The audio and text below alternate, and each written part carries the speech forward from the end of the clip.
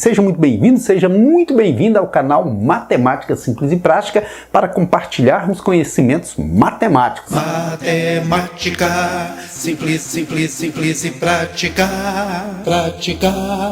O canal Matemática Simples e Prática traz para você a correção da questão número 69 do vestibular da Universidade Federal de Uberlândia 2022, prova tipo 4, que aborda o tema potência de números imaginários. Embora esse tema esteja bem distante da nossa prática, do nosso dia a dia, o conhecimento é sempre muito importante. Entender as coisas é muito importante. É o que faz a evolução do ser humano, não é verdade?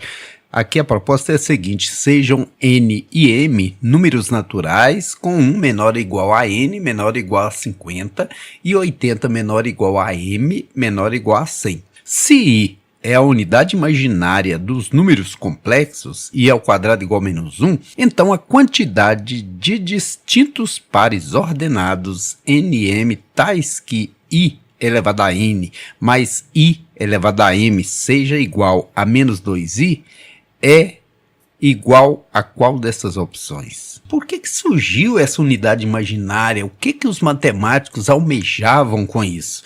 No início, quando não se tinha esse grupo de números, quando ia se resolver uma equação do segundo grau aqui na fórmula resolutiva, popular fórmula do Bhaskara, que deparava com delta negativo, aí dizia-se que não havia solução no conjunto dos números reais. Aí criou-se a unidade imaginária para justificar uma solução para esse tipo de equação. Aqui, por exemplo, menos 4, 4 vezes menos 1 é a mesma coisa, não é verdade? Esse 4 tem raiz 2 e chamou-se esse menos 1 de unidade imaginária, de i. Então, criou-se essa solução. 2 mais ou menos 2i. 2 chamou aqui a unidade imaginária de i. Simplificados aqui por 2, esses 2 todos, dá i igual a 1 mais ou menos i. Encontrou-se uma solução para esse tipo de equação fora do conjunto dos números reais, no conjunto dos números complexos, que tem a parte imaginária aí para justificar esse tipo de equação e muitas outras. Tem muita coisa útil aí nesse conjunto. Então, voltando aqui ao enunciado, onde diz que i ao quadrado é igual a menos 1, então, como eu disse, o i é a unidade imaginária raiz de menos 1. Então, o i elevado a zero, como todo número real, também essa regra vale para os imaginários, vale para os complexos. I elevado a zero é 1, como a gente já conhece a regra. I elevado a 1, como também a gente já conhece a regra no conjunto dos números reais, todo número elevado a 1 é ele mesmo, é i mesmo. Agora, o i ao quadrado é que começa a mudar. Aqui já diz que i ao quadrado é igual a menos 1. Por quê? Porque raiz de menos 1 ao quadrado, radiciação e potenciação se anulam. Sobra somente o menos 1.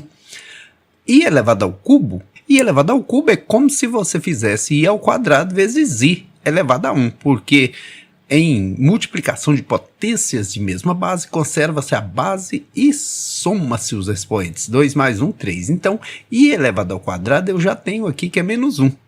Menos 1 vezes i elevado a 1, que é i. Menos 1 vezes i menos i. Então, aqui dá menos i.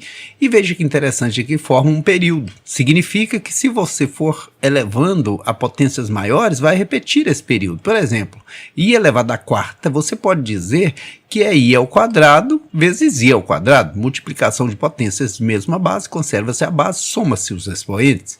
E já tem o i ao quadrado, que é menos 1. Então, menos 1 vezes menos 1 dá 1. Olha, repetindo o lá. I elevado à quinta, eu posso dizer que é i elevado à quarta vezes i elevado a 1. I elevado à quarta, eu já tenho aqui que é 1, vezes i elevado a 1. Eu já tenho aqui que é i, 1 vezes i, i. I elevado à sexta, eu posso dizer que é i elevado à quarta vezes i elevado ao quadrado. I elevado à quarta é 1. I elevado ao quadrado menos 1. 1 vezes menos 1 vai dar menos 1. E i elevado à sétima, eu posso dizer que é i elevado à quarta vezes i elevado ao cubo. I elevado à quarta é 1. I elevado ao cubo é menos i. 1 multiplicado por menos i dá menos i. Veja que vai repetir o mesmo período. Aqui tem 1, aqui tem i, aqui tem menos 1, aqui tem menos i. Aqui está repetindo, olha. 1, i, menos 1, menos i. Então, é o mesmo período. Então, de 4 em 4, potências, vai repetir o mesmo período. Então não preciso fazer todas.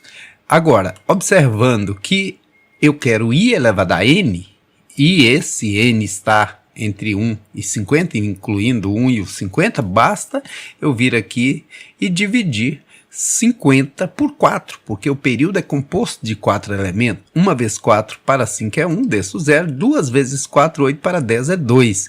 E esse 2 daria nos dois primeiros aqui que não vão nos servir como solução. Daqui a pouquinho eu explico por quê. O segundo caso, que é o caso do M, vale o mesmo período, porque a potência ela vai da mesma forma. E aqui nesse caso você pode perguntar, mas aqui não é 1, é 80, como é que eu estou elevando a 0? Se você considerar o seguinte, aqui o período é de 4 elementos, você divide 80 por 4 e pega o resto é 0, e elevado a 0 é 1. Então vai repetir na mesma sequência.